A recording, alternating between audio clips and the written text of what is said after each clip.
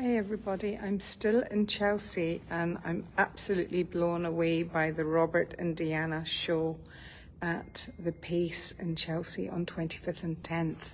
So let me get straight to it. Robert and Diana was born in 1928.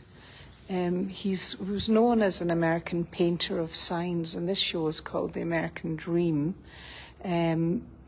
He did a lot of work in the 1960s. He's famous for this sculpture, Love, in which the O was slanty, one of the most recognisable artworks ever created. He comes from a broken home, a Depression-era childhood, and his childhood's parents' unfulfilled dreams. Okay, and then he moved to Maine for a quieter life. Okay, so here he is. This is Robert and Diana, and he's famous for these sign paintings. You know, when you first look at them, you can't really tell what they're about, but they have so much meaning, and that's what I've learned by looking at this show.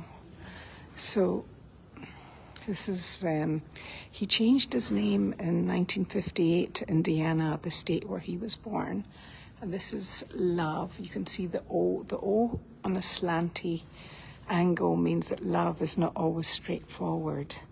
And the American Dream, right when he was painting, the Edward Albee play, The American Dream, came out, and it was very satirical and, you know, all about the cynicism of life in America, and that's what he decided would be, you know, the title of a lot of his work. So you can see these signs here. I'm going to go straight, these are great, to this Marilyn Monroe. He was very obsessed with Marilyn Monroe, who he called Miss America, Norma Jean Mortensen. She was born in 1926 and she died in 1962. And he's very interested in numerology, and he's analysed like her life and the tragedy. So it's not just a simple painting. This is his famous Love sign, which you can see on 6th Avenue. There's a giant one.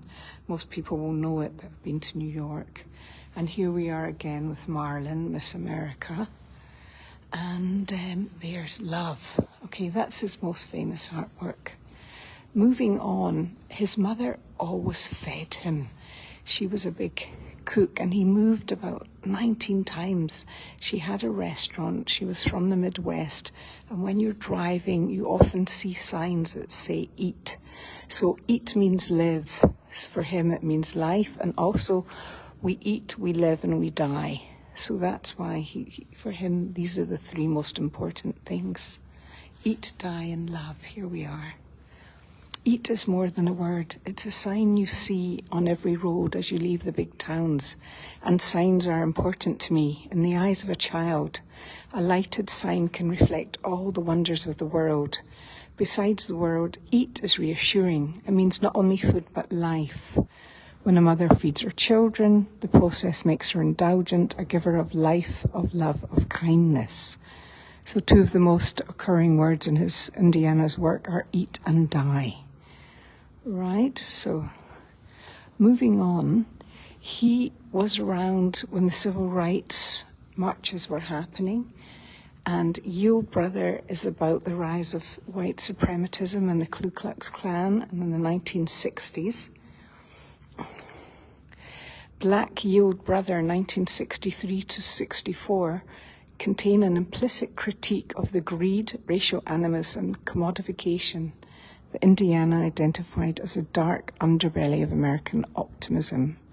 So yield is an implicit call for nuclear disarmament, an exploration of the family unit, and the looming presence of white supremacy in the American South. In 1964, he donated the painting to benefit the Congress of Racial Equality. So while Indiana painted all these signs and symbols, it has a meaning underneath. He was inspired by civil rights movement, horrified by racial violence endemic to America, appalled by Bloody Sunday in '65, where civil rights marchers were attacked. by Alabama State troopers as he crossed the Edmund Pettus Bridge. So he conceived of these paintings about the four Confederate states. These words link the history of slavery in the South to the ongoing white suprematist governance in those states in the 60s. Of these paintings, only 4 were completed. 2 are on view here. Indiana was open in his disdain for the climate of racist subjugation and violence in the South. He repeated the same phrase on each of the paintings, coupled with the name of one of the Confederate states. Just as in the anatomy of man, every nation must have its hind part. Okay, so you can see these here. So this is Florida. This is Mississippi. So there was only 2 that were completed. And they're here now, and you can see that. And it's very interesting, very powerful. A divorced man has never been a president. Well, I don't know if that's still true. The American Stock Company, USA 1 cent, and just moving on to the last room now, or maybe we could call it the first room.